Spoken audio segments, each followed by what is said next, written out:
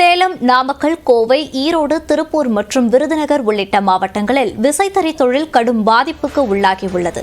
இதுகுறித்த கூடுதல் தகவல்களை நமது செய்தியாளர் சுரேஷ் வழங்க கேட்கலாம். வணக்கம் சுரேஷ், இந்த விசைத்தறி தொழில் நலிவடைய என்ன காரணம்? விவரங்களை பதிவு பண்ணலாம். வணக்கம் மேடம்.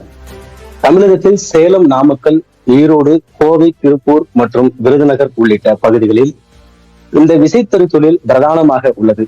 இந்த விசைத்தறி தொழிலை நம்பி 5000க்கும் மேற்பட்ட விசைத்தறி உரிமையாளர்களும் 10,000க்கும் மேற்பட்ட விசைத்தறி தொழிலாளர்களும் உள்ளனர். தமிழக முழுவதும் பார்க்கையில் சுமார் 1 கோடி அளவிற்கு இந்த விசைத்தறி தொழிலை மறைமுகமாகவும் நேரடியாகவும் பயனடைந்து வருகின்றனர். இந்நிலையில் கடந்த சில ஆண்டுகளாக இந்த தொழில் மிகவும் நலிவடைந்து வருவதாக விசைத்தறி உரிமையாளர்கள் தெரிவிக்கின்றனர்.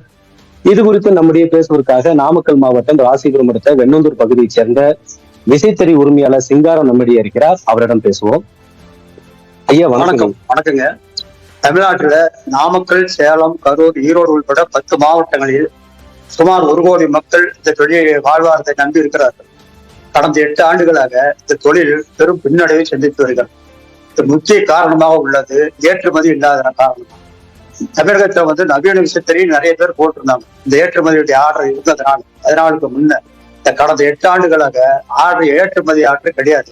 வெளிநாட்டு அமெரிக்கா சந்தையில ஏற்றுமதி சீனா, இந்தோனேசியா, கம்போடியா, வங்காளதேசம்லாம் ஏற்றுமதி அதிக அளவு செய்யறாங்க. ஆனா தமிழகத்தை கடைசி ஆயிட்டு தான் தராங்க. 4% தான். ஜவுளி ஏற்றுமதி இல்லாதனால தொழில் பெரிய பாதிப்பு ஏற்பட்டு போச்சு. மேலும் தொடர்ந்து அடிக்கடி நூல் விலை உயர்வு. அப்புறம் மேற்கொண்டு இந்த கொரோனா காலத்துல பெரிய பாதிப்பு. நூல் விலை 9,000 வித்த நூல் 18,000 வித்தது அந்த சமயத்துல.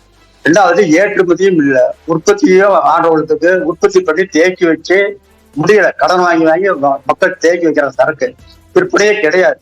மேற்கொண்டு இதுக்கு டிஎஸ்டின்னு வரி போடுறாங்க. நூலுக்கு வரி, துணி உற்பத்திக்கு வரி, விற்பனைக்கு வரி, நுகர்வோருக்கு வரின்னு பல அடுக்கு வரி. ஒரு 100 ரூபாய் துணி 125 ரூபா ஆயிடுது. வாங்குறவங்க ரொம்ப பயப்படுறாங்க துணி விலை. அதனால உற்பத்திக்கு வாங்குறத குறைச்சிக்கிறாங்க. வியாபாரமும் கிடையாது.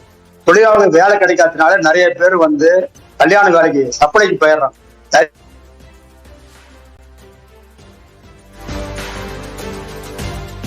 கூடுதல் விவரங்களுக்கு நன்றி.